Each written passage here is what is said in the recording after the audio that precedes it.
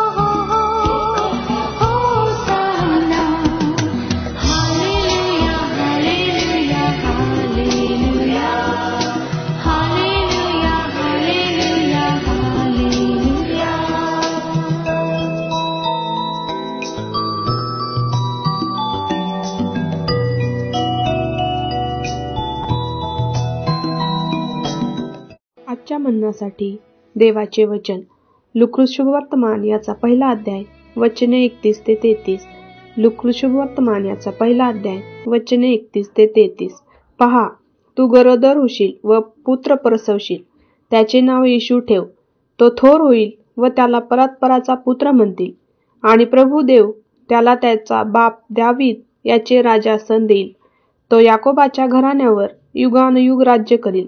त्याच्या राज्याचा अंत होणार नाही. देवबापासलेले वचन आपणा सर्वांसाठी आशीर्वादित करो.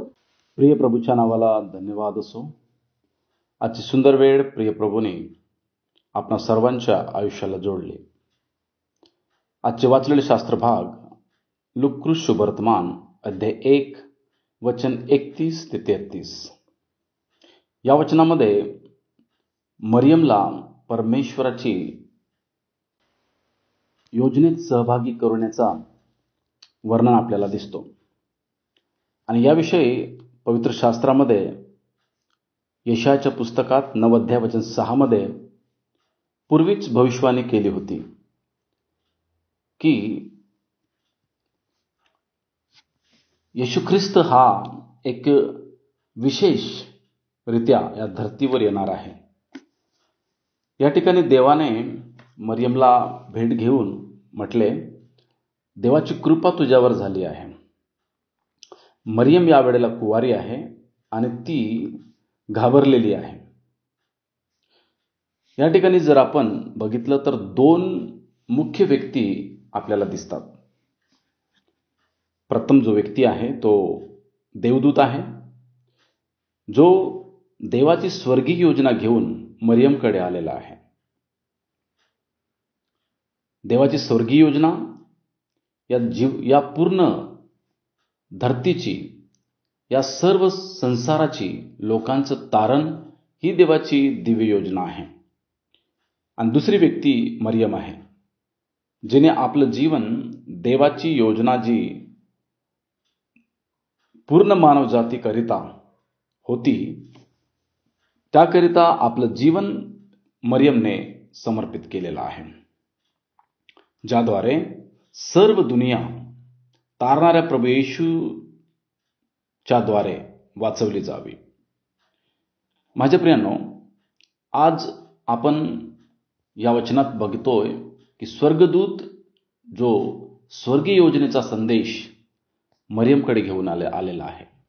मरियमनी आपलं जीवन दिला की त्या योजनेला या धर्तीवर आणावं, आणि मरियमद्वारे प्रभू येशू ख्रिस्त या दुनियेत आला.